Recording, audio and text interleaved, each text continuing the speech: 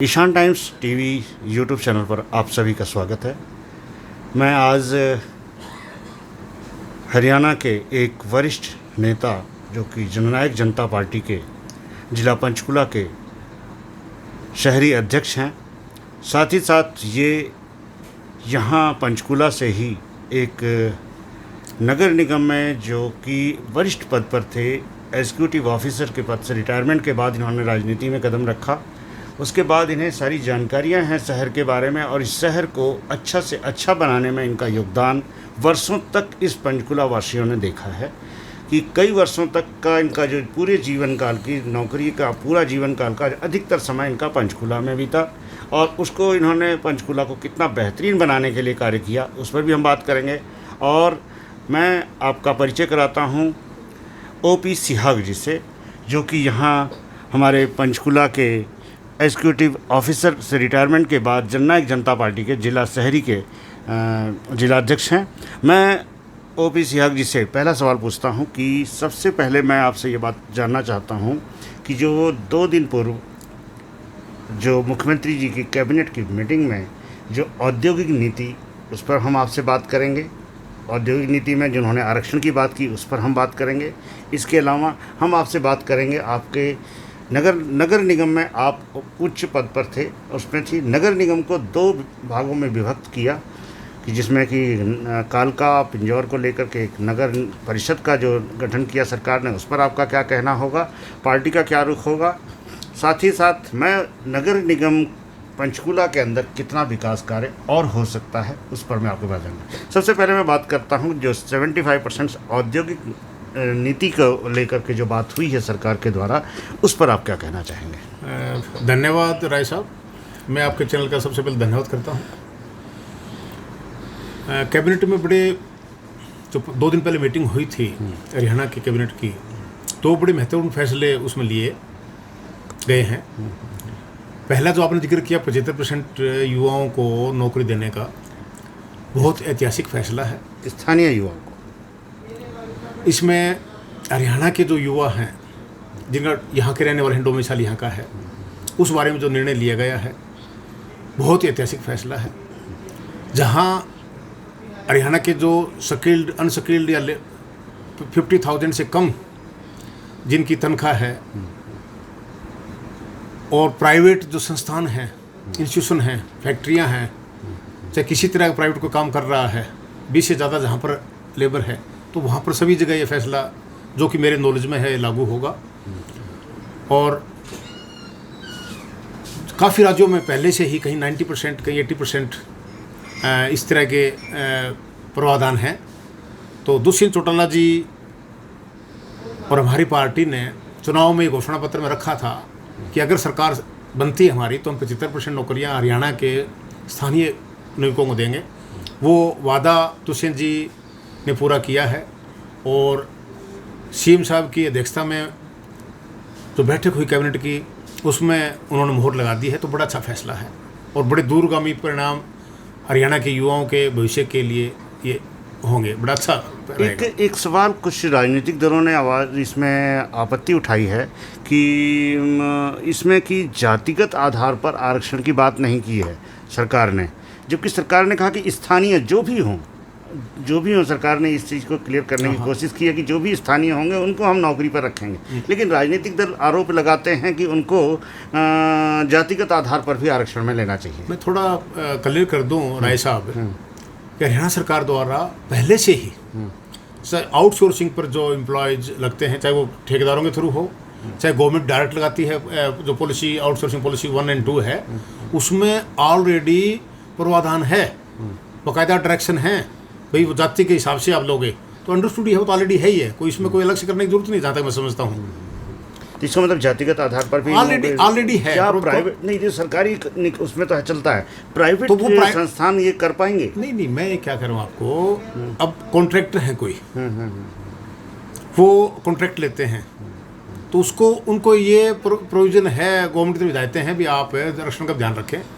और जहाँ तक जो गवर्नमेंट ने प्राइवेट का किया है, अगर कहीं न कहीं कोई ऐसा लगता है तो गवर्नमेंट इस बारे में बिल्कुल सोचेगी और बात तो क्योंकि गवर्नमेंट स्तर पर होनी है। तो बिल्कुल गवर्नमेंट अब इसमें सोचेगी, अगर नहीं है तो भी गवर्नमेंट करेगी ऐसा। करेगी। अच्छा, हाँ। अब हम बात करते हैं पंचकुला नगर निकाय के जो विभाजन हुआ है, जो नगर निगम का जो विभाजन हुआ है उस पर। पंचकुला नगर निगम का विभाजन करके दो एक नगर परिषद कालका और पिंजौर बनाया गया, उस पर आप क्या कुछ कहना चाहेंगे और इससे कितना विकास होगा? राय साहब देखिए, जैसा आपने पहले बताया ही है कि मैं खुद यहाँ अधिकारी रहा हूँ और मुझे पंचकुला का यूँ लगा ली कि मैं फर्स्ट ईओ था। जो म्यूनसिपल काउंसिल जब बनी थी 2001 में, 25 जनवरी को हुई थी, तो 29 जनवरी 2001 को मैंने ज्वाइन किया। तो मुझे सारा हाथों से चीज़ निकली हुई है। और कालका पिंजौर मिला के 2010 में जो ये नगर निगम बना था, तो बदकिस्मती लगा उस वक्त मेरी पोस्टिंग आ नहीं थी, और जो दोनों को जोड़ा गया वो भौगोलिक स्थिति के हिसाब से और जो कनेक्टिविटी है वो ठीक नहीं थी। बीच में आप देखा होगा आपने, कंटोनमेंट एरिया आता है, तो इस तरह नहीं कर सकते थे, लेकिन चलो कर दिया सरकार ने और कॉरपोरेशन रही। एरिया कालका पिंजौर और यहाँ 14-15 किलोमीटर डिस्टेंस है, और वहाँ हालांकि सब ऑफिस थे वहाँ दोनों, लेकिन वो ढंग से वहाँ पर वो मेंटेन नहीं हो पाए। स्टाफ की कमी अब भी है, पहले भी रही है। तो मेरे हिसाब से अलग अलग करना बड़ा अच्छा डिसीजन है। वहाँ म्यूनसिपल काउंसिल बनेगी, उसके अलग से फ़ायदे हैं, स्थानीय लोगों के वहीं पर उनके काम होंगे, वहीं लोगों से वो उनके पता, वहीं अधिकारी वहीं होंगे, आगे चुनाव होंगे तो पदाधिकारी वहीं मिलेंगे, और विकास से छोटा एरिया में एक यूनिट बनती है तो विकास ज़्यादा होता है। तो मेरे सामने वहाँ भी विकास होगा। और पंचकुला के लिए सच पुराना शहर तो पंचकुला आता ही आता है, सारा जो म्यूनसिपल काउंसिल का था, तो गांव शामिल हैं साथ में, और मेरे हिसाब से आबादी पूरी बन जाती है जो ऑलरेडी गांव हैं। फिर भी जरूरत पड़ी तो उसका सरकार कुछ गांव बरवाला के आसपास और लें, और यहाँ बड़ा अच्छा रहेगा, सभी के लिए फ़ायदे में है ये। और इतना ही है कि सरकार तुरंत जो है इसकी वार्डबंदी करने वाले नोटिफिकेशन जारी जो आगे करनी है, एरिया कौन से एरिया शामिल हो, कौन सा नहीं होगा, अलग करना और करना, थोड़ा इसमें टाइम लगता है, 5-6 महीने लगेंगे अभी। घग्गर पार्क का कुछ जो सेक्टर्स बने हुए हैं उनका विकास ना होने की लोग मांग उठाते रहे, वहाँ के RWA करते रहे, तो क्या अब वहाँ का विकास उचित समय होगा? नहीं, ऐसा कि वो सेक्टर सारे घग्गर पार्क के गाँव को छोड़ के उड्डान बसाए हैं। हाँ, और नए सेक्टर्स हैं, तो नए सेक्टर्स बनता है तो उसमें कंस्ट्रक्शन चल रही होती है, सड़कें टूटती हैं, बड़े बड़े व्हीकल जाते हैं और है सारा, और घास भी साइड में कांग्रेस घास है, दूसरा घास काफ़ी वो खड़े हैं, तो धीरे धीरे चीज़ें ठीक होंगी। आपने देखा होगा, आप तो 2001 में यहाँ नहीं आए थे, 2002 में जब हमने पार्क हुड्डा से लिए तो पार्कों का बड़ा बुरा हाल था यहाँ। और अभी देखो आप 250 करीब पार्क जो हैं अंदर वाले शहर में, सारे वार्ड सेक्टर में, म्यूनसिपल काउंसिल ने, फिर म्यूनसिपल कॉर्पोरेशन ने जब हमने टेक ओवर किया और पार्क डेवलपमेंट सोसाइटीज़ बनाई, तो कितने अच्छे पार्क यहाँ पर हैं। इसी तरह की सोसाइटीज़ वहाँ जो मुझे पता चला है बनाई जा रही हैं। अच्छा। और पार्क भी अच्छे होंगे, और रोड का सारा अच्छा ही होगा, सारा जो जहाँ वो पूरी कंस्ट्रक्शन हो जाएगी, अच्छा होगा सारा। और अच्छा, एक चीज़ बताइए कि जननायक जनता पार्टी को इससे कितना क्या फ़ायदा होगा, क्योंकि उसके आप जिलाध्यक्ष हैं, तो इस बारे में बताएं कि आपने ये जो दो काम आपने करवा दिए। एक तो औद्योगिक नीति, क्योंकि दुष्यंत जी उनके पास विभाग है, उसका ये फ़ायदा कुछ जननायक जनता पार्टी हो पाए, क्योंकि अभी तो संयुक्त सरकार है, ज्वाइंट सरकार है, इसमें आपकी पार्टी को कितना फ़ायदा होने वाला है? ऐसे कि सारी जो मांग थी 75% वाली, और अपनी घोषणा पत्र रखा था, तो दुष्यंत चौटाला जी ने और जजपन रखा था ये सारा, और सारा ही फायदा होगा। यूथ को पता है, हम बहुत दिनों से करते आ रहे हैं, और राजनीतिक जो विरोधी थे वो कटाक्ष भी करते थे, इन्होंने करा दिया 75%, ऐसी बातें करते थे। तो नो डाउट क्रेडिट जाएगा, और यूथ जो है हरियाणा का वो और जुड़ेगा। और मैं इस बारे में हाथकंगन वार्षिक किया, आज काफ़ी लोग पंचकुला के दुष्यंत जी चौटाला से मिलकर और शामिल हुए हैं आज, और इसमें युवा ज़्यादा थे। 87 विभिन्न पार्टियों के पदाधिकारियों ने, कुछ कार्यकर्ताओं ने, 87 लोग जो हैं शामिल हुए हैं। कालका पिंजौर के भी, यहाँ के भी ज़्यादा हुए हैं पंचकुला के। तो उन्होंने सब ने धन्यवाद भी दिया जाके दुष्यंत जी को, और कहा कि हम आपकी नीतियों से प्रभावित होकर जज्बा ज्वाइन कर रहे हैं, और आने वाले दिनों में और लोग काफ़ी आएंगे, साथ आएंगे, और डेफिनेटली फ़ायदा होगा। जहाँ तक बात है म्यूनसिपल कॉर्पोरेशन की, तो इसमें भी क्योंकि संयुक्त सरकार में है, और हमारी सबकी सोच यही थी, एज ए प्रेसिडेंट जजपा जिला का मैं, हम कहते रहे पहले भी अलग अलग होना चाहिए ताकि ठीक ढंग से विकास हो।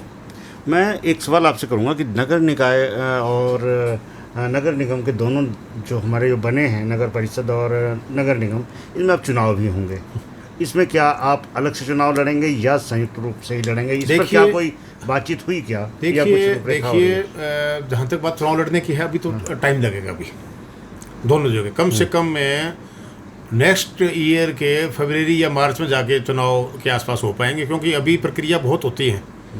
शुरू में तो अभी डीनोटिफाई करना है एरिया, इससे निकालना है, अभी तो कैबिनेट में हुआ है। उसके बाद फिर लोगों को ऑब्जेक्शन सुने जाते हैं, फिर वार्डबंदी के लिए दोबारा म्यूनसिपल काउंसिल और म्यूनसिपल कॉर्पोरेशन एरिया को दोबारा नोटिफाई करना पड़ेगा। फिर उसमें अलग अलग वार्ड बनाने हैं, उनकी नोटिफिकेशन करनी, बाउंड्रीज बनानी, फिर उनकी आबादी लेके फिर रिजर्वेशन करनी। तो उसके बाद आगे वोटर लिस्ट का है, तो ये प्रोसेस बड़ा लंबा हो जाता है, बीच में ऑब्जेक्शन महीना टाइम देना पड़ता है। तो अभी साथ देख लो कितना फरवरी के, जहाँ तक मैं समझता हूँ फरवरी या मार्च में जाकर चुनाव संभव है। वो जब है जब अगर सरकार और जिला प्रशासन और नगर निगम और जो नगर परिषद बनेगी, यहाँ जो अधिकारी है वो अभी शुरू कर दें तो भी इतना टाइम लगेगा।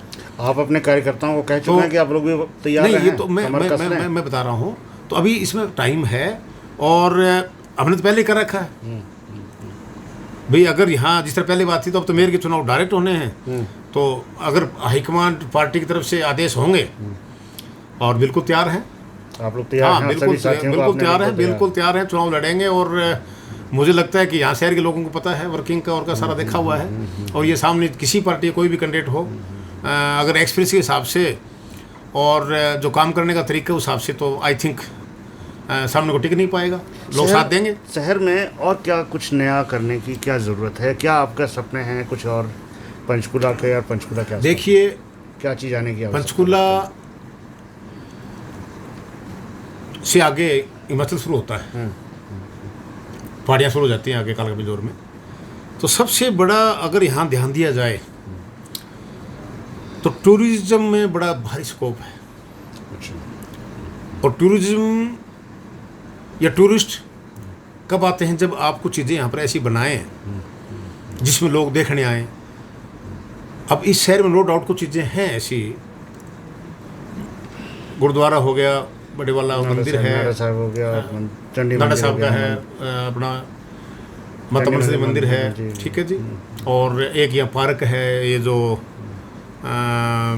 छोटे कैक्टस पार्क है, कुछ चीज़ें हैं। आपके 26 में आयुर्वेदा पार्क है, वो बनेगा अभी, बनाया हुआ है अभी यहाँ पर अगर कुछ और चीज़ें, क्योंकि एक किस्म का हेडक्वार्टर हो गया है, राजधानी टाइप लगा लो आप, डीम्ड हरियाणा की, मानते हैं सारे ऑफिस इधर आ रहे हैं, तो उस हिसाब से लोगों को आना जाना है।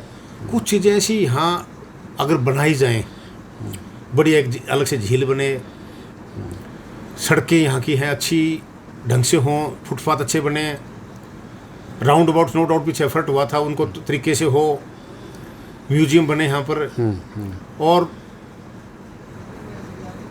लोगों के जो हेड ऑफिस यहाँ पर हैं उस हिसाब से कई फैसिलिटीज़ लोगों को जो होनी चाहिए, ट्रांसपोर्ट की है वो ठीक ढंग से हो, सीवरेज सिस्टम ठीक हो, पानी निकासी का ठीक हो, और अम्यूजमेंट पार्क भी एक अलग से बने यहाँ पर पूरा इस एरिया में। मतलब एक अलग से चीज़ें हों जिसमें लोग यहाँ पर आएँ। साथ में इंडस्ट्री इतनी ज़्यादा नहीं है जो होनी चाहिए, मेडिकल कॉलेज है, यूनिवर्सिटी का है, कुछ ऐसी चीज़ें हैं जो इस जिला हेडक्वार्टर ये है, एक समय राजधानी टाइप लगा लो आप है, और चंडीगढ़ से तुलना होती है, तो हमारे ये जिन चीज़ों की ज़रूरत है वो चीज़ें यहाँ पर होनी चाहिए। मेरी याद है जब 2001 में मैं यहाँ आया था और 2007-8 तक 10 तक लगा लो आप, मोहाली से आगे थे हम हर चीज़ में। मोहाली कितना आगे निकल गया और हमें ज़्यादा वो नहीं कर पाए, तो कहीं न कहीं सरकारों ने ध्यान ज़्यादा या तो गुड़गांव या उस साइड में कहीं दिया, वो भी ध्यान देने की ज़रूरत है यहाँ पर इंडिपेंडेंट। और अगर ये सारी चीज़ें हों और यहाँ पर अच्छी इंडस्ट्रीज़ लगे, जैसा मैंने यूनिवर्सिटी और किया, तो साथ लोगों को रोज़गार बढ़े मिले, तो आईटी सेक्टर जिस तरह है वो कोई ज़्यादा इतना डेवलप नहीं हुआ हमारा, तो बहुत चीज़ें ये सारी ठीक हो तो बड़ा अच्छा स्कोप भी होगा यहाँ पर, लोग टूरिस्ट भी आएंगे और पंचकुला हमारा और आगे बढ़ेगा। हुड्डा ने कुछ इंडस्ट्रियल पार्कों के अभी उन्होंने टेंडर्स निकाले हैं और इंडस्ट्रीज़ के लिए, लेकिन उसमें मात्र अलग अलग साइज़ों के 3 साइज़ों के एक प्लॉट्स की ही निकाले हैं, जबकि वहाँ पे प्लॉट्स बरवाला इंडस्ट्रियल एरिया में बेहिसाब हैं। उसको क्या बढ़वाने की आवश्यकता है या और इंडस्ट्रियल पार्क, जिससे कि और इंडस्ट्रियलिस्ट इस पर आवे? ये इस तरह से क्यों किया गया कि खर्च तो हुआ विज्ञापन से लेके हर चीज़ में पूरा एफर्ट लगेगा, लेकिन एक एक प्लॉट्स का ही क्यों आया? देखो, वो हुड्डा की अपनी पॉलिसी है, वो तो उसको देखना पड़ेगा क्यों उन्होंने ऐसा किया है। और नो डाउट आगे जो फ्यूचर है वो तो बरवाला साइड में हब बनना है, इंडस्ट्री हब बनना है। और मैं तो ये कहूँगा कि जो इंडस्ट्रियल एरिया हमारा है फेस 1 फेस 2, लोगों की मांग भी है यहाँ थोड़ा सा जो यूज़ का है, जिस तरह CLU का या जो यूज़ ऊपर गया नीचे कुछ दूसरे बिजनेस शुरू करने की, जिस तरह चंडीगढ़ में किया गया है, इस टाइप का अगर शुरू करें, कन्वर्ट किया जाए तो लोगों को फायदा होगा और बिजनेस भी ज़्यादा बढ़ेगा। तो सरकार वैसे इस बारे में सोचना चाहिए भी सिर्फ जो एक ही चीज़ बंद की तो यहाँ पर जो इंडस्ट्री ऑलरेडी जो लगानी थी वही लगे, बाकी नहीं लगेगा, तो उसमें थोड़ा थोड़ा चेंज करना चाहिए। तो आई थिंक ग्रोथ ही होगी आगे सारा। देखिए, जिस तरीके से OP सिहाग जी ने पूरी भी खुले तौर पे और बेबाकी से पूरे पंचकुले के विकास का जो खाका आप लोगों के सम्मुख पेश किया है, वो वाकई इस तरीके से अगर विकास हो तो पंचकुला मोहाली से भी आगे और चंडीगढ़ से भी आगे पहुंच सकता है। ईशान टाइम्स के लिए संजय राय का ये रिपोर्ट।